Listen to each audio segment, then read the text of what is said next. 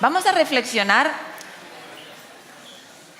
en esta mañana, durante algunos minutos juntos, en adorar juntos. Y para empezar, me gustaría recordar lo que dice la Biblia sobre adoración. ¿Qué es adoración en la Biblia? ¿Qué significa esa palabra? Hay diferentes palabras para describir la acción de adorar en la Biblia. En el Antiguo Testamento, el verbo que más se repite en hebreo es shaka y en el Nuevo Testamento es proskineo. ¿Y qué quiere decir? Bueno, es interesante porque la verdad que el verbo tiene un significado bastante amplio. Pero básicamente, adorar es postrarse, inclinarse, de modo que la frente toque el suelo, delante de alguien que es más grande que nosotros, es superior a nosotros. Eso es adorar. No tiene nada que ver con música, no tiene nada que ver con instrumentos o estilos musicales. Adorar es una actitud que tiene que ver con entrar en la presencia de alguien que es superior a mí, que es más grande que yo. Adorar, en el caso de gente que viene a encontrarse con Dios, es hacerse presente en una presencia que ya está ahí. Y esto es muy importante. Porque a veces, no sé si os habéis encontrado en la situación de pedirle a Dios que os escuche y que de alguna manera note que estáis allí, ¿no? A mí me ha pasado muchas veces. Según la palabra de Dios, cuando nosotros venimos a Dios, Dios ya está. El gran yo soy es también el gran yo estoy. Yo estoy aquí contigo. Cuando tú estás, yo ya he venido. Vamos a leer juntos Colosenses 3, del 1 al 17 más o menos. ¿Por qué Colosenses 3? Porque me gustaría, antes de empezar, comentar algo. Cuando vamos al Antiguo Testamento y Dios da instrucciones a su pueblo sobre cómo adorar, y entonces ellos salen de Egipto, ¿verdad? Más de 400 años en esclavitud, y ahora tienen que aprender cómo acercarse a Dios, qué es lo que Dios requiere de ellos. Entonces, así como nosotros cuando les enseñamos a los niños algo, normalmente usamos algunas figuritas, ¿no? Recursos visuales para que ellos puedan entender mejor, para que recuerden. Jesús les da a su pueblo el santuario. Y el santuario es como un franelógrafo en el que el pueblo puede entender qué significa salvarse. Y en ese santuario, cada detalle es importante. La medida de un mueble, la fórmula del incienso, el color del cordero, el tamaño, la edad, todo es detallado. Porque el pueblo de Israel es de alguna manera ese niño que está aprendiendo a caminar con su Dios. Todo en el santuario y más tarde en el templo de Jerusalén apunta ¿a quién? A Jesús, ¿verdad? La luz, el pan, el agua, el cordero, la ley, todo tiene como centro a Jesús. Pero Jesús viene, revoluciona este mundo y cuando se va no le dice a sus discípulos, ni a los doctores de la ley, ni a los líderes de adoración, cómo adorar una vez que Él ya ha muerto por nosotros, ese cordero que era el centro del ritual del santuario, ya ha muerto por nosotros, el velo se rajó, empieza una nueva etapa. La gracia sobreabunda a través del sacrificio de Jesús. Vivimos en un nuevo pacto, pero Jesús no dice ahora cómo tenemos que adorar. No dice, mirad, en el santuario el centro del ritual era el sacrificio. Es verdad que nos dice, ahora vamos a celebrar comunión, la Santa Cena, ¿verdad? Haced esto recordando lo que yo hice por vosotros. Ya no hay que matar un cordero como antes.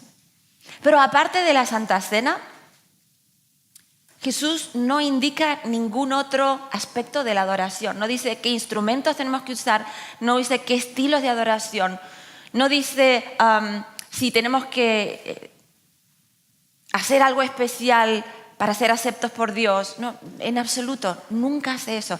Nosotros los músicos Todavía seguimos discutiendo porque yo pienso, no terminamos de aceptar que Jesús no da instrucciones sobre la adoración en el Nuevo Testamento. No dice nada, aparte de la Santa Cena y aparte de donde estéis 2 o 3 reunidos y en espíritu y en verdad. Bueno, son principios, ¿no?, muy generales, pero imagínate ser un judío en la época de Jesús, un judío que está acostumbrado a las ofrendas de grano, los sacrificios, el santuario, el templo, todo tan detallado. Y de repente, ahora con Jesús tiene que empezar una nueva etapa, pero no sabemos bien cómo tiene que desarrollarse, implementarse, cuáles son los detalles. No nos da detalles. Entonces, hay tanta libertad, porque Jesús también lo dice, mi verdad os hará libres. Y Pablo sigue elaborando esta libertad. Donde está el Espíritu de Dios hay libertad. Hay tanta libertad que nos da Dios en la adoración a través de Jesús después de su paso por la tierra, que creo que los cristianos todavía estamos reaccionando ante tanta libertad que nos ha dado Dios. Es así como yo lo veo. Un Dios que ya no prescribe detalles de la adoración, porque ahora su pueblo está un poco más maduro y ahora entiende que hay unos principios de adoración que tenemos que contextualizar, que aplicar. Hicimos el paralelo con Israel porque es importante que Israel, cuando sale de Egipto, es como un niño, ¿verdad? Y además la Biblia lo dice, es como un niño. Pero ahora el pueblo de Israel va creciendo, va madurando, va ganando horas de vuelo con su Dios, va entendiendo mejor a su Dios. Y ahora, en la época de Jesús, parece que ya está maduro, o Jesús espera que esté maduro en su adolescencia de pueblo, como para encontrar su identidad, no a través de detalles, sino a través de principios que tienen que aplicarse. Y es más difícil cuando eres adolescente y tus padres te dicen, bueno, mira, coge el coche, pero ten cuidado. Es más difícil gestionar esa libertad que tus padres te lleven en un carrito, ¿verdad? Y eso es lo que pasa con la adoración en el Nuevo Testamento. Dios nos da principios que tenemos que contextualizar. Por eso alguna gente todavía quiere hacer la lista. No, es que en el Antiguo Testamento se usaban arpas y liras y címbalos. Por eso ahora en el Nuevo Testamento, ahora cuando vivimos, tenemos que usar ciertos instrumentos, pero otros no, porque no se usaban en el templo. Cuidado con ese argumento. Porque si vamos a hacer lo mismo que se hacía en el santuario y en el templo, entonces esto tendría que estar dividido en 3 partes. Supongo que esta parte sería el lugar santísimo, pero entonces necesitaríamos un velo y un arca y una ley dentro y un efod con el sumo sacerdote y tendríamos que estar sacrificando corderos. Es decir, lo que no podemos hacer es extrapolar un elemento del Antiguo Testamento y la adoración, como se celebraba en el santuario y en el templo. El arpa y las liras, sí, pero lo demás no es sistemáticamente correcto, no es serio hacer eso. Y vosotros lo sabéis, vosotros estudiáis, habéis estudiado el método científico, habéis estudiado lógica, ¿verdad? No es así como funcionan las cosas. Por eso, para ser serios en nuestra aproximación al texto bíblico, tenemos que entender la diferencia entre el Antiguo y el Nuevo Testamento. Entonces, cuando Jesús muere y ese velo se rompe, ¿qué significa eso? Estamos entrando a una nueva etapa. No volvamos a coser el velo, ya se rompió. Estamos listos para vivir en la libertad de la gracia de Dios.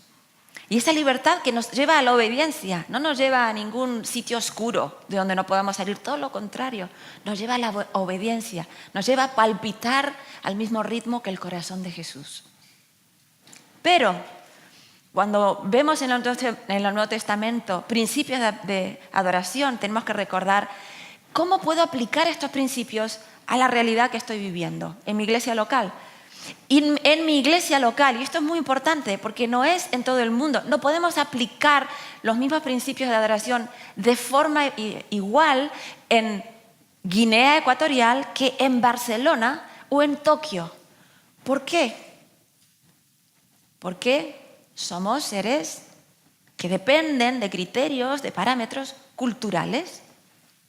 Y así como nuestro lenguaje hablado o escrito es diferente, nuestras costumbres también. Y Dios sabe eso y lo tiene en cuenta.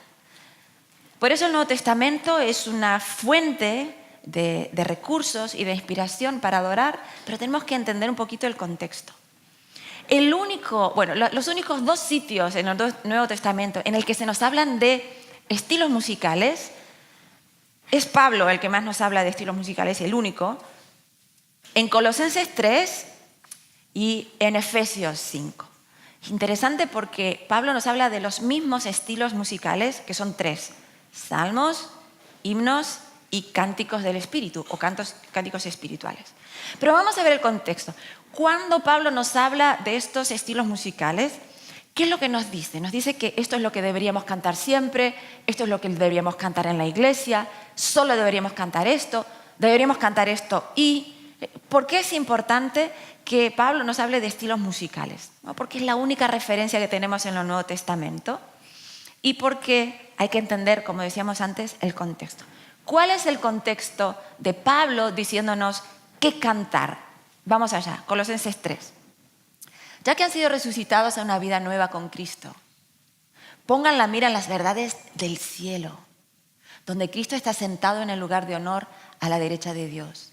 Piensen en las cosas del cielo, no en las de la tierra. Pues ustedes han muerto a esta vida y su verdadera vida está escondida con Cristo en Dios. No se mientan unos a otros, porque ustedes ya se han quitado la vieja naturaleza pecaminosa y todos sus actos perversos. Vístase con la nueva naturaleza. Se renovarán a medida que aprendan a conocer a su Creador y se parezcan más a Él. Cambio, renovación.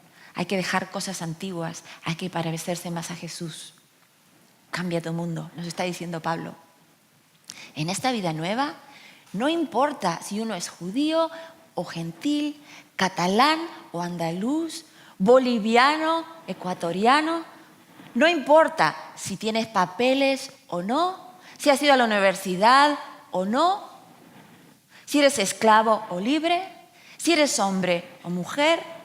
Cristo es lo único que importa. Alabado sea Dios. Lo siento, yo sé que esto suena a otras denominaciones. Nosotros no decimos mucho alabado sea Dios, pero la Biblia dice alabado sea Dios y me encanta decirlo. Alabado sea Dios, gracias Señor, porque Cristo es lo único que importa y Él vive en todos nosotros. En todos, locales, extranjeros, educados, sin tanta educación formal al menos. Mujeres, hombres, Cristo es lo único que importa y Él vive en todos nosotros, incluso gente que no es de nuestra denominación, incluso en gente de nuestra denominación. Sí, Cristo vive en todos. No es nuestra exclusiva, no es mi exclusiva. Cristo, ese regalo para todo el mundo, porque tanto amó Dios al mundo, a todo el mundo. Ese mundo que a veces decimos, vamos al mundo a cambiarlo. Espera, ¿estás seguro que tienes algo que ofrecer al mundo ahí fuera? ¿Estás seguro que tienes algo que ofrecer? ¿Estás seguro que tienes algo que ellos no tienen? ¿Estás seguro que estás en una posición para compartir algo que les va a hacer mejor? Porque a veces cuando decimos, vamos a cambiar el mundo, y resulta que vas a hablar con gente y te encuentras con gente que es mucho más sincera, mucho más consecuente, que tiene unos valores que tú no tienes, que no te dan la cuchillada por la espalda, que son de una sola pieza. Porque Cristo no es nuestra exclusiva. Y la verdad es la verdad, no importa quién la diga. ¿Lo digo otra vez? La verdad es la verdad, no importa quién la diga. Cristo es lo único que importa. Cristo es lo que tenemos que compartir. Cristo es lo único que podemos dar a la gente que realmente les va a hacer un mundo mejor, va a ser de lo que tienen algo mejor. Cristo es lo único que importa y Él vive en todos nosotros. Dado que Dios los eligió para que sean su pueblo santo y amado por Él, ustedes tienen que vestirse de tierna compasión, bondad, humildad, gentileza y paciencia. Pregunto, ¿os suena estos atributos, estos frutos? ¿Os suena algo? Bondad, humildad, gentileza, paciencia. Hay otra lista. Muy bien, los frutos del Espíritu, ¿verdad? Esto no viene de nosotros. No es que ahora me voy a poner un un chaleco de gentileza y voy a parecer gentil o paciente. No, el cambio viene de dentro. Empezó Pablo diciendo, las cosas que tenéis que pensar y mirar, observar, que vengan de arriba, del cielo. Cristo es lo que importa. Y cuando tengáis a Cristo, entonces va a haber dentro de vosotros, ¿verdad?, paciencia, gentileza, compasión. Eso es lo que necesitamos. Hace algunos años, cuando fuimos a Oakwood, una universidad afroamericana, la verdad que la gente se viste diferente y es bastante popular para los afroamericanos, por lo menos en Alabama, ir a clase con sus atuendos africanos, ¿no? Entonces, como mi marido fue llamado para dar clase allí, me acuerdo que la primera semana, bueno, antes de ir a clase, le mandó un correo a su jefe y le dijo, Dr. Bow, ¿cómo es el código de vestimenta aquí? ¿Cómo tendría que ir vestido? Y este señor, Dr. Bow, es un señor precioso, un africano-americano que realmente te comunica quién es Jesús, ¿no? Lo que quise decir es un Jesús en versión afroamericana. En todo caso, nunca me voy a olvidar de lo que él nos escribió en ese email a mi marido. Le dijo, Francisco, no sé cómo es la costumbre en España de venir vestido a clase, pero no olvides una cosa imprescindible. Vente cubierto con el manto de justicia de Jesús. Oh, qué bonito. Lo demás, oye, somos diferentes, pero Cristo es lo único que importa y Él vive en todos nosotros. No te olvides del manto de justicia de Cristo, que no es un manto que intenta hacernos algo que no somos. Como dice Serrat, no esperes que me suba a un taburete. Si quieres, probaré a crecer. No, es un manto que nos transforma por dentro. Es un manto en el que Dios vive en nosotros y nosotros somos una vasija, ¿no? Una vasija de barro preciosa y vacía. Sean comprensivos con las faltas de los demás. Perdonen a todo el que los ofenda. Recuerden que el Señor los perdonó a ustedes. Así que ustedes deben perdonar a otros. Esta es la comunidad cristiana que Pablo está describiendo. Y no es una comunidad ideal en papeles, no es una religión de biblioteca. Esta es la comunidad cristiana del tiempo de Pablo. Porque recordáis Hechos, ¿sí? Tenían las cosas en común, comían, vendían las posesiones, compartían lo que tenían, se querían, tenían al Espíritu Santo de ellos viviendo. Y esto salía natural, porque estas son las obras, los frutos del Espíritu Santo. Sobre todo, vístanse de amor, lo cual nos une a todos en perfecta armonía. Y que la paz que viene de Cristo gobierne sus corazones. Pues como miembros de un mismo cuerpo, ustedes son llamados a vivir en paz. Y sean siempre agradecidos. Sean siempre agradecidos. Me gusta mucho el símil que hace Pablo. Pablo, como buen judío romano, que tiene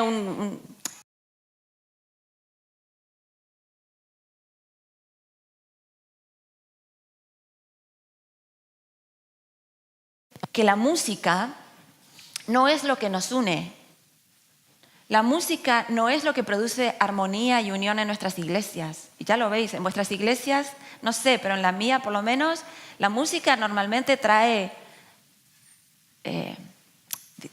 gracias, conflictos y controversia. No es la música lo que nos une, es el amor. Vístanse de amor, lo cual nos une a todos en perfecta armonía. Lo que nos hace estar en un acorde es el amor de Dios, ¿no? Y el amor de Dios es un fruto ¿de quién? Otra vez, del Espíritu Santo. Entonces, cuando intentamos que nuestras comunidades estén unidas por la música, nos equivocamos, porque empezamos a vestir al santo al revés.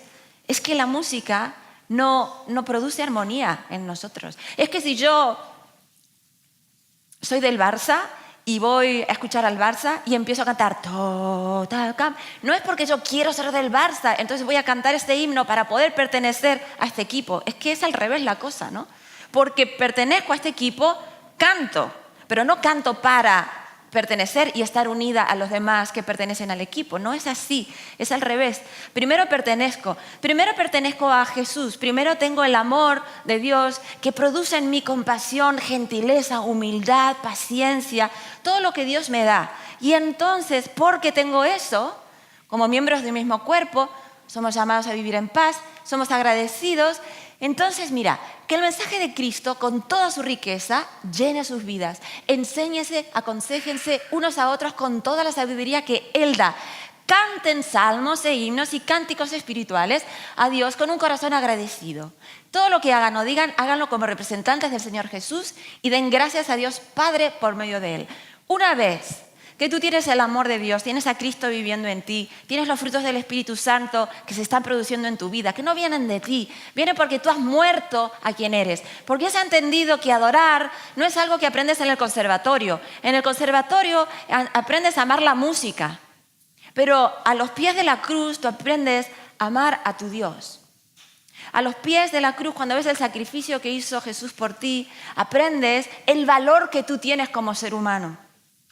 Y Dios te va vaciando de tu orgullo, de tu afán de protagonismo. Antes, Samuel ha dicho unas palabras preciosas que me han emocionado, pero no he elaborado, gracias Samuel. ¿Sabes por qué? ¿Sabes por qué no? Porque yo todavía estoy luchando con mi orgullo espiritual, que es una adicción muy fuerte que tengo en mi vida. Me levanto, adicta a mi orgullo, y me cuesta bastante tiempo entregarlo en manos de Dios. Eso y algunas otras cosas, ¿no? Cada uno tenemos nuestras adicciones. Pero yo sé que el orgullo espiritual es especialmente abominable a los ojos de Dios. Por eso intento no alimentarlo, porque si lo alimento, madre mía, el Señor sabe cómo soy capaz de ser. Y cada uno luchamos con lo nuestro, ¿verdad? Cada uno estamos en este camino intentando cambiar el mundo desde dentro y dejar que Dios nos llene. Por eso Pablo nos dice, mirad, si vosotros venís como sois vosotros mismos aquí, a intentar encontrar una música que os una a diferentes culturas, generaciones, es que no la vais a encontrar. Pero el terreno en común que tenéis es Cristo, que es lo que importa, y Él vive en todos vosotros. Y cuando Cristo se manifieste en nosotros, entonces se manifestará su espíritu de amor. El espíritu del siervo que no escatimó ser igual a Dios y se humilló y lavó nuestros pies llenos de tierra. ¿Cuándo vamos a cantar juntos? ¿Y cuándo vamos a adorar a través de diferentes expresiones, salmos, himnos, cánticos espirituales? Cuando el mensaje de Cristo es muy hermoso porque Pablo aquí está usando logos, la palabra logos, el mensaje, el logos. El logos, ¿recordáis Juan 1? El verbo se hace carne, el logos de Dios, la lógica de Dios, la palabra de Dios, la acción de Dios, se hace uno de nosotros. Ese es el mensaje que tiene que habitar. No es una teoría, es una persona, un verbo encarnado que se hizo como tú y como yo, carne, para poder enseñarnos y decirnos cómo es Dios. Eso es lo que tiene que habitar entre nosotros. Y cuando habite, entonces cantaremos juntos. Pero mirad toda la secuencia, es tan hermosa. Colosenses 3 empieza diciendo, mirad, el problema aquí, dice Pablo, que entiende mucho de comunidades, el problema aquí es que estamos enfocándonos en nuestras limitaciones, lo que hacemos mal, pero hay que poner la mente en las cosas de arriba, mirar a Cristo, ¿vale? Y dejar que Cristo nos cambie por dentro. Y dejar que su mensaje abunde, more en nosotros. Y no que nos visite de vez en cuando. Ay, sí, voy a leer la Biblia, que hace mucho que no la leo. No. Él está hablando de un mensaje que tiene que llenar nuestras vidas con toda su riqueza. Pensar con las palabras de Cristo. Y aquí quisiera hacer un pequeño paréntesis. Porque hace algunos años yo tuve mis hijos, 2 hijos. Estuve 3 años sin trabajar, me quedé en casa. Unos años muy hermosos, muy cansadores también, pero muy hermosos. Y a los cuando mis hijos tenían 3 y 2 años, entonces decidimos como familia que yo volvía a trabajar. Pero yo tuve una crisis, la crisis más grande de mi vida cuando tuve que volver a trabajar, porque no sabía cómo ser madre y profesional, y además aquí en Sagunto, y además si trabajas en música, es un poco difícil tener un horario compatible con la familia. Y entonces la verdad que fue una época muy, muy difícil para mí como mujer, como profesional. Tanto que me hice un lío mental y necesité terapia. Fui al psicólogo. Bueno, eso y otras cosas en mi mentecilla. Y recuerdo que el psicólogo, que era Antonio Martínez, ¿lo conocéis algunos? Antonio me dijo, mira, Adriana,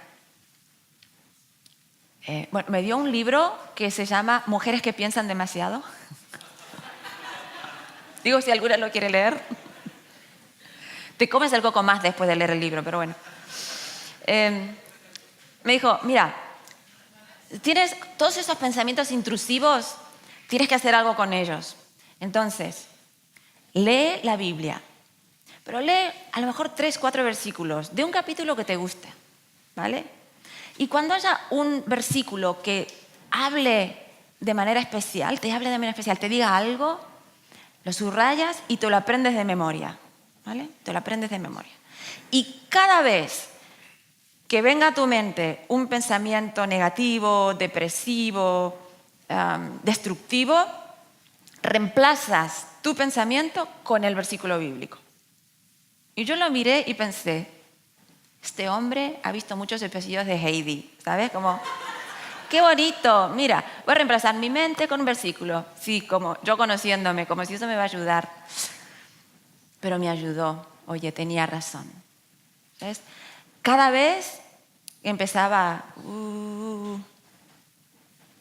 y no podía controlar, entonces empecé por todo lo puedo en Cristo, todo lo puedo en Cristo. A veces 200, 300 veces al día. No, yo esto lo voy a hacer porque lo voy a hacer contigo, Señor, todo lo puedo en Cristo. Oye, salí de donde estaba, de ese lugar en el que nadie quiere estar, salí. Porque la palabra de Dios no es para que nos visite de vez en cuando, es para pensarla y para que tengamos la mente de Cristo, para que la aprendamos y la conozcamos tanto que se convierta en lo que nosotros somos. Ese es el poder del mensaje de Cristo. Eso es que Cristo viva en mí, que su palabra reemplace quién soy yo. Por eso Pablo, que lo sabe, Pablo que, madre mía, sabía lo que era luchar con el orgullo espiritual, hasta que tuvo que caer al suelo. Bonito, ¿verdad? Porque eso en la Biblia es adorar, es caer al suelo, es postrarse. Y como Pablo no era capaz de adorar por sí mismo, pues lo bajaron. No sabemos si era de un caballo o seguramente la Biblia no lo dice, pero en todo caso se cayó al suelo. Y ahí lo encontró Jesús. Y Pablo, que entendió este proceso de vaciarse y de llenarse de Dios, nos dice, deja que lo que Cristo tiene para ofrecerte, que ese mensaje, que esas palabras de Jesús llenen tu mente, que vivan, que more en tu vida. En algunas versiones dice que el mensaje de Cristo more, que resida, que se arraigue, que tenga permanente residencia en tu mente. Que cuando te está destruyendo tu mente, Jesús venga con su palabra y te recuerde quién eres y que Cristo es lo que importa y vive en todos nosotros. Amén. Entonces, una vez que empiezas a vivir en Cristo, Pablo te dice, entonces vas a cantar salmos, himnos, cánticos espirituales, yo diría lo que venga, ¿sí? Así como fue San Agustín que dijo, ama a Dios y haz lo que quieras. Y dices, uy, qué atrevida esa frase. Ama a Dios y haz lo que quieras. ¿Por qué? Porque si amas a Dios y tu corazón está afinado con Él, Él te va a decir qué hacer. Pues yo diría, ama a Dios, nos está diciendo Pablo, deja que Jesús te llene y canta lo que quieras. porque lo que cantes va a estar en sintonía con lo que Dios es y lo que quiere de ti. Y nosotros seguimos, pero ¿cuál es la nota y el acorde y el instrumento? Es que empezamos al revés. ¿Qué es lo que quieres que yo cante? ¿Qué es lo que te hace feliz? ¿Qué es lo que te representa? ¿Qué es lo que la gente necesita escuchar? ¿Cómo puedo amar más a través de lo que yo voy a cantar? Cuando empezamos por el principio, que el mensaje de Cristo llene, pero no solamente que llene, como dice Jesús Adrián Romero, ¿no? No quiero tus palabras como gotas, ¿no? Pero esa idea, ¿no? No quiero tus palabras como gotas dosificadas, sino un diluvio. Pues es un poco lo que está diciendo Pablo, ¿no? No queremos un poquito del mensaje de Cristo, que llene con toda su riqueza. Y entonces cantaremos. ¿Qué cantaremos? Pues lo que Él quiera que cantaremos, que cantemos. Vamos a desglosar un poco, pero quiero hacer aquí una nota. Esto que yo voy a decir es de mi cosecha, ¿vale? Es mi opinión personal. Esto es la Biblia, es palabra de Dios. No podemos quitar ni, gracias, refutar. Es la palabra de Dios. Pero lo que viene a continuación, esto es mi cosecha. Podéis estar de acuerdo o no. Es como yo lo entiendo y lo quiero compartir con vosotros. Primero, pregunta, después de lo que hemos leído, ¿el servicio de adoración de tu iglesia local es relevante a los jóvenes? ¿Tu iglesia local canta con entusiasmo en los servicios de adoración? ¿Y por qué hacemos esta pregunta? Quizás algunos adultos estemos diciendo, otra vez con los jóvenes, la comunidad somos todos. Pablo está hablando de todos en la comunidad, no está hablando solamente de los jóvenes. Y es verdad. ¿Y por qué yo ahora estoy hablando solo de los jóvenes? Porque 70% de los jóvenes en la iglesia adventista están dejando de venir. Cuando tienen 16, 17 años, dejan de venir. 70%. Es alarmante, ¿no? Si tú trabajas en una empresa y resulta que dejas de vender el 70%, o si eres un pianista y el 70% de tus dedos no trabajan, es muy alarmante, ¿verdad? Y somos un cuerpo, este es el cuerpo de Cristo, su iglesia, es el cuerpo. 70% del cuerpo se nos va, está paralizado, no se reconoce dentro del cuerpo, se va. ¿Y cuál es el problema? ¿Es que el mensaje de Cristo ya no tiene el poder que tenía? Bueno, hay muchas razones, pero las estadísticas, o en las estadísticas los jóvenes nos dicen que se van porque no encuentran a Jesús entre nosotros. Encuentran otras cosas, pero no encuentran a Jesús entre nosotros. Por eso yo creo que cuando hay una situación de emergencia, pues tenemos que pensar en esa situación de emergencia. Por eso estoy pensando en los jóvenes y tenemos que pensar más en nuestros hijos, nuestros niños. La otra vez me decía el pastor Bullón, mira, he estado haciendo un estudio y si en los últimos 40 años los adventistas no hubiéramos hecho ninguna campaña de evangelismo, ni una, y solo nos hubiéramos dedicado a conservar nuestros hijos en la iglesia, es decir, yo soy una madre, no hago ninguna campaña, no hago ningún concierto, pero me dedico a que mis 2 hijos conozcan a Jesús y se sientan motivados para quedar en la iglesia, seríamos el doble de lo que hoy somos en la iglesia. Si no hubiéramos hecho ninguna campaña y solo nos hubiéramos dedicado a conservar nuestros hijos en la iglesia, seríamos el doble. Por eso creo que tenemos que priorizar los niños y los jóvenes en nuestra iglesia. Y los adultos, sí, claro, somos importantes, contribuimos más monetariamente o financieramente que los demás, ¿verdad? Tenemos más experiencia. Por eso, porque tenemos más experiencia, también somos los hermanos fuertes, somos los hermanos flexibles. Somos los hermanos que entendemos que a lo mejor, sí, a lo mejor estás tocando la batería muy fuerte. Sí, es verdad, estás tocando muy fuerte, pero camino a tu lado. Estoy contigo. Te invito a comer. Me intereso por ti. Oramos juntos. Y en algún momento te digo, oye, ¿Qué te parece el equilibrio entre la batería y el resto de las voces? Porque a mí me parece, a veces, es diferente cuando tú le hablas a un joven así. Pero cuando le dicen, no, es que eso es del demonio y tú estás yendo el mundo a la iglesia. Y dices, qué raro, nunca más lo he visto pasar por aquí este chico. Porque el mensaje de Cristo es un mensaje de amor, ¿no? Que va siempre vestido de compasión, de humildad, de paciencia. Paciencia. Pues a lo mejor ahora no está tocando como a ti te gustaría. Pues ten paciencia, ¿no? ¿Han tenido paciencia contigo, conmigo? Han tenido mucha paciencia, mucha gente.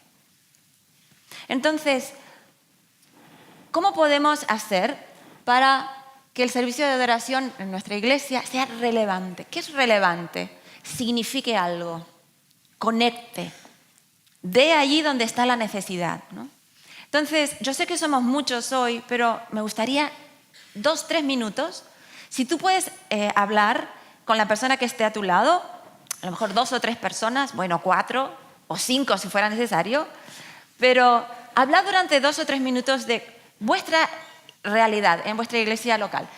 El servicio de adoración. Servicio de adoración, recordad, no es solamente la música, ¿verdad? O sea, entras a la iglesia y desde que entras, ¿no? La oración, la música, el sermón o la predicación de la palabra, las ofrendas. Es relevante, conecta. 2 o 3 minutos. Vamos allá. Vamos a recoger esto que habéis hablado, lo vamos a recoger en otro momento, el domingo por la mañana, vamos a seguir esta conversación. Y quisiera que reflexionáramos, después de lo que habéis hablado, en cuáles son los canales que la Iglesia provee para que los jóvenes expresen sus preguntas, sus preocupaciones y sugerencias respecto a la adoración. Es decir, esto es algo que se hace mucho en estudio de mercado, ¿verdad? Es decir, el producto no está vendiendo. ¿Cuál es el problema? Encuesta, ¿verdad?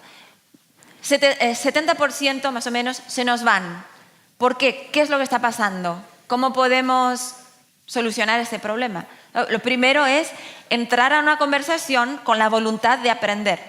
Lo primero que necesitamos hacer es escuchar. ¿Qué es lo que está pasando? Esto que hemos hecho, pero a nivel de junta de iglesia. ¿Qué es lo que está pasando? ¿Cómo podemos conciliar las inquietudes con la realidad? Entonces, vamos a ver algunas soluciones. Quizás algunas veáis que no son aplicables en la realidad de vuestra iglesia local. Espero que otras sí. Primero, comisión de adoración. Asegúrate de que la iglesia local tiene un buen porcentaje de la juventud representada en la comisión de adoración.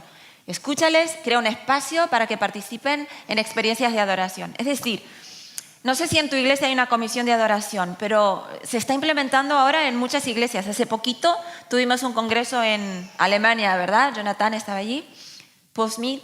Y una de las cosas que se hablaban en iglesias de Alemania, de Italia, de Francia, son estas comisiones de adoración que están dando un buen resultado en muchas partes del mundo. Es decir, a veces los músicos preparamos 2, 3 canciones, 4 canciones, y esas canciones intentamos que vayan de acuerdo al sermón, ¿no? O a la predicación de la palabra. Si puede ser, bien. Si no, bueno, pues hacemos algo general. El amor de Dios, ¿no? Decimos, va con todo.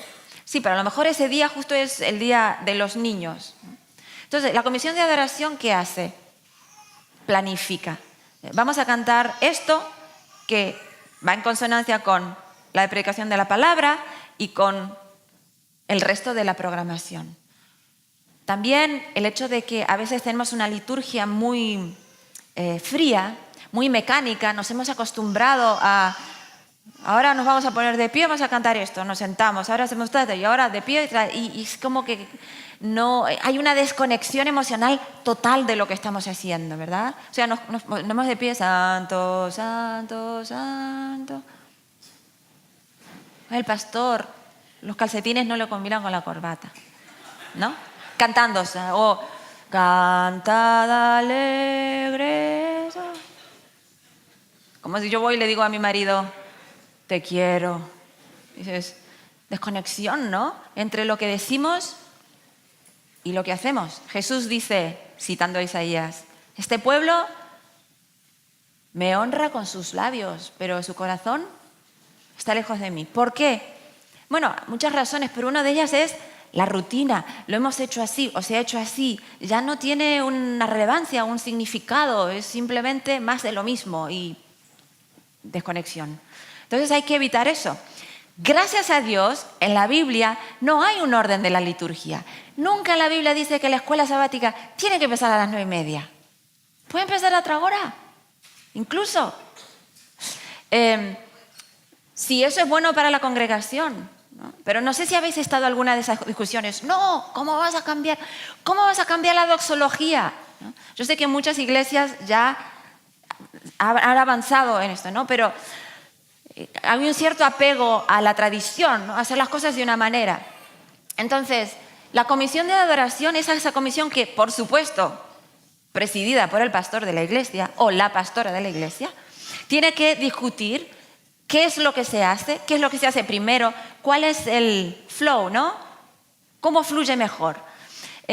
Esas iglesias que se han repensado el servicio de adoración están teniendo buenos resultados. Hay buenas noticias. Cuando tú entras en una iglesia donde la adoración está planificada, está pensada, es que es otra experiencia. Se optimiza mucho la experiencia de adoración. Todo tiene un hilo conductor. En una de las iglesias en las que yo estaba, a las que asistí, el pastor decía que el servicio de oración era como un pájaro que tenía que alzar vuelo. Y era gracioso porque el apellido del pastor era Bird. No sé si él se inspiró en su apellido, pero en todo caso, totalmente fuera de contexto. Él decía que la adoración era como un pájaro que tenía que levantar vuelo. Entonces empezaba suave, la gente al principio no conectaba, empezaba con una canción enérgica y luego poco a poco la gente iba entrando en el espíritu de la adoración, en conectar con Dios, se ponían de pie, alababan, después venía una oración, después un canto, la gente después seguía cantando y los músicos, la última canción es que era una pasada, la última canción, las últimas frases de la canción son las primeras frases del sermón de este señor. Así, las últimas frases de la canción se funden con las primeras palabras que él va a decir. Entonces los músicos están cantando y él recoge eso. Y los músicos y van desapareciendo la música y él empieza a hablar. Entonces tú estás allí y todo tiene sentido y entra el mensaje así, entra con más fuerza, ¿no? Hace mucha diferencia cuando hay una comisión de adoración que prepara para que todo sea fluido. Preparamos otras cosas, tenemos tiempo para preparar otras cosas. Tengamos tiempo para preparar que la gente se comunica con Dios. Facilitar, eso es lo que hace el líder de adoración, facilitar que la gente se haga presente en la presencia de Dios. Segundo, hay que incrementar la colaboración entre las personas que planifican la adoración para optimizar los resultados. Esto lo tenemos fácil con Facebook, con WhatsApp, ¿verdad? Un grupo, Planning Center es una aplicación. Hay muchas aplicaciones hoy para facilitar la adoración. Es decir, vamos a ver, pastor, el tema es este, nosotros vamos a empezar a esta hora, tal. Si no puedes reunirte, pues bueno, para eso tenemos la tecnología, ¿verdad? Y entonces, si puedes hacerte un Planning Center, está muy bien, a lo mejor algunos lo conocéis, una aplicación en la que está cronometrado, ¿no? A esta hora esto, a esta hora tal, por segundos. Es muy bueno. El problema es cuando lo llevamos al extremo y se convierte la adoración en una producción. 3, 2, 1, 0. Y producción, ¿sí? Las luces aquí. Entonces falta espíritu de comunidad, ¿no? Porque entonces ahora nosotros os vamos a decir qué hacer y cómo hacerlo y cuándo. Hay que recordar que la adoración es algo que hacemos todos juntos. Todos entramos en la presencia de Dios juntos. Todos venimos a adorar juntos, ¿no? Entonces hay que tener la sensibilidad de estar receptivo, escuchar lo que la congregación también siente y expresa, ¿no? Y si hay que ser flexible, ser flexible. Por eso cuando tenemos todo cronometrado, tener cuidado con un equilibrio, ¿no? Una encuesta, esto es muy importante. Pasa una encuesta, al menos una vez al semestre. Pregúntale a la gente, ¿te gustan los cantos que estamos cantando? ¿Entiendes lo que estamos cantando? ¿Tienes alguna sugerencia? ¿Tocas algún instrumento? ¿Te gustaría de vez en cuando participar? ¿Qué es lo que cambiarías? ¿Verdad? A lo mejor te dicen, nos gusta todo menos tú. ¿Podría salir y dejarnos a nosotros? Habría que aceptarlo en ese segundo. Protege a la juventud de la gente tóxica. Yo sé que esto es muchas dosis de realidad, pero creo que necesitamos a esta altura decirlo. Protege a la juventud de la gente tóxica que exhibe intolerancia, fanatismo, opiniones radicales, intransigentes, mentalidad rígida, crítica destructiva. Limita su posición de influencia en la iglesia. Esto parece un poco fuerte, pero lo digo porque después de varios años visitando diferentes iglesias y hablando con algunos líderes, ellos, por lo menos en la división donde yo estoy, ellos le llaman a esta gente los talibanes de la adoración. Los talibanes de la adoración, porque son terroristas de la adoración. La Biblia dice, no apagáis el Espíritu Santo. Pues los talibanes vienen con el extinguidor. Mucho fuego por allí, por favor, silencio. No levante la mano, usted. Sí, inspectores, ¿no? Dicen, inspectores de fruta. Los frutos del Espíritu Santo, ellos los inspeccionan. Demasiada alegría. ¿Sí?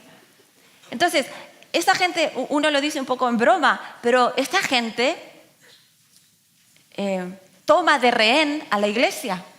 A lo mejor son 3 o 4, pero nos tienen a todos como paralizados. No se puede hacer esto porque, esta persona va a venir y me va a decir. Hace algunos años ya, mi hija pasó a cantar con el grupo de alabanza. Y entonces era verano y llevaba unas sandalias y se habían pintado las uñas de un color, no me acuerdo, pero un color fuerte. Y entonces, cuando bajó, un talibán la interceptó. Y entonces le empezó a hablar de las prostitutas en el antiguo, creo que era Babilonia, que se pintaban las uñas así. Y yo la vi a ella ahí que se le caían las lagrimitas. Tenía 15 años, más o menos, 15, 16 años. Ay, no. Yo me acerqué a este hermano mío y le dije, ¿hay algún problema? Me hizo la historia, ¿no? ¿De dónde venían que las mujeres se pinten las uñas así? Y yo le dije, yo tengo solo una pregunta para usted. ¿Qué hace usted mirándole las uñas a mi hija? Porque usted tendría que estar concentrado en otras cosas. Las cosas de arriba. Las uñas quedan abajo. Mire las cosas de arriba. Cuando estemos cantando, concéntrese en la letra y alabe al Señor. Suelte las uñas y las prostitutas de Babilonia, suéltelas. Mire, respire conmigo. ¿Sí? Las cosas de arriba. ¿Sí? Y le voy a decir, primera y última vez, la próxima vez que usted se acerque a mi hija para decirle cómo tiene que tener las uñas en los pies, entonces yo lo voy a llevar a junta. ¿Sí? Porque usted no es nadie. No tiene autoridad para decirle a mi hija cómo tiene que tener sus uñas. De paso, yo conozco la realidad de su matrimonio y de las 2 personas con las que usted ha tenido una relación muy cercana en los últimos años. Entonces, esta doble moral que usted lleva también lo invalida hacer una prescripción con respecto a las uñas de mi hija. Y esto que estoy diciendo es fuerte, pero lo he visto tantas veces. Gente que pone el grito en el cielo por un instrumento y luego vive una doble vida. Pero eso sí, por favor, solamente este himno porque a mí me gusta.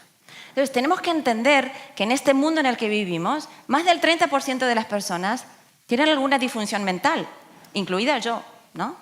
Pero hay gente que vive con problemas de obsesiones, de manías persecutorias, lo estoy diciendo sin burlarme, de ansiedad, de depresiones. Pues mira, estamos todos enfermos, la iglesia es un hospital, pero si le damos al enfermo protagonismo, influencia y terminamos todos bailando al ritmo de estas personas, creamos una iglesia tóxica y la gente se va porque en vez de encontrar a Jesús, encuentra todas estas cosas. Entonces, esta es una realidad en todos sitios, en todos sitios. Siempre va a haber gente intolerante o gente tóxica que crea ese ambiente, ese mal ambiente donde está. Como iglesia tenemos que estar preparados para, desde el amor de Dios, hablar, tener una conversación, pero también proteger a nuestros niños y a nuestros jóvenes. Y a los adultos también, ¿no? Pero especialmente a nuestros niños y a jóvenes. Protegerlos de esta gente tóxica.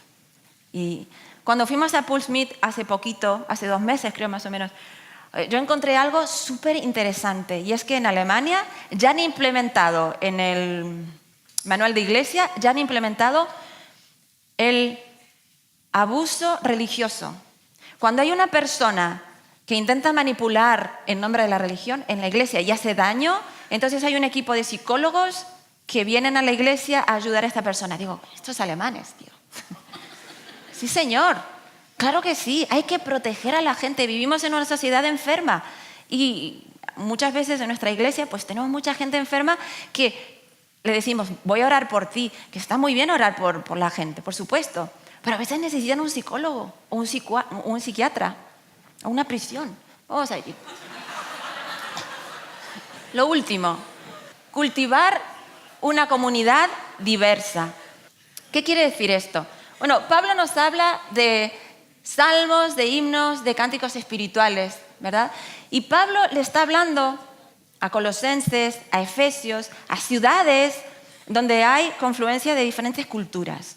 Yo creo que hoy en España eso se ve mucho. Es interesante porque yo me fui de aquí hace unos 13 años y cuando vuelvo veo cada vez más diversidad en la iglesia española, ¿verdad? Cada vez más diversidad cultural. Y hay una cosa que me da mucha pena, y es que cada vez veo menos españoles, ¿no? Españoles nativos. Y estoy muy contenta de ver a mis hermanos latinoamericanos y hermanos de otros países de Europa, pero me da mucha tristeza ver que cada vez hay menos españoles. Y como inmigrante, creo que es muy importante recordar, y esto es un mensaje a gente inmigrante, es importante recordar que nosotros somos gente que nos estamos adaptando a otra cultura, ¿sí? Y hay un proceso ahí de intercambio, pero hay que recordar que estamos en este país. Y a veces, sobre todo la gente mayor, que le crea un poco de inseguridad esto del cambio, de cambiar el mundo, porque eso crea cierta inestabilidad si uno no tiene una base, una madurez, ¿no? para implementar el cambio. Y a veces esperamos que la gente en España pues viva como yo vivía en mi iglesia hace 40 años, ¿no? Y si voy a mi iglesia de hace 40 años, tampoco viven como hace 40 años. Entonces esa nostalgia, se llama la teología de la nostalgia, hace mucho daño a la adoración local, porque intentamos imponer en la iglesia local una realidad que ya no existe, ¿no? O existe solo en mi mente. Entonces, ¿cómo se puede cultivar una comunidad diversa? Bueno, Pablo nos habla de que cuando cantemos salmos, himnos y canciones espirituales. Básicamente, estos tres estilos, se pueden referir a salmos, la liturgia judía, ¿no? O sea, lo que los judíos cantaron por años, por siglos. Los himnos es la liturgia romana y griega, porque ellos tenían himnos dedicados a dioses, a héroes. Y canciones espirituales, que son cantos improvisados, ¿no? Cantos del espíritu, cantos que surgen en el momento. Y es muy bonito porque Pablo está hablando de la tradición, lo que hemos estado cantando. Para nosotros los adventistas serían ¿qué? La tradición, ¿verdad? Los himnos casi todos ellos del siglo XVIII, siglo XIX, Alemania, Austria, Inglaterra, Estados Unidos, ¿no? Esta cultura anglosajona, pues que hay himnos muy bonitos, otros no. Y esos himnos que ya pues, no dicen nada, pues se van apartando en las nuevas compilaciones de himnarios y se implementan nuevos himnos, ¿verdad? Pero eso es bonito cantar Castillo Fuerte, recordar, oye, nosotros venimos de esta reforma, ¿no? De esta reforma teológica que puso a Cristo en el centro. O sea, hay un valor en la antigüedad, a la luz de las Escrituras, hay un valor en recordar de dónde venimos, pero también hay un valor, recordemos, en la novedad, en cantar un cántico nuevo. Los himnos enseñan la verdad espiritual. Y esto es importante. ¿Por qué?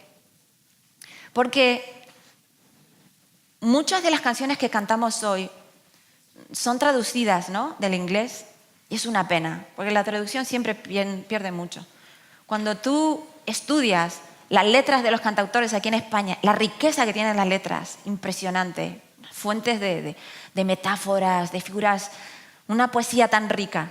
Y luego te vas a letras que cantamos tan empobrecidas, ¿no? Tan rudimentarias en la construcción, porque tiene que rimar o porque en inglés es así y entonces es difícil de traducir.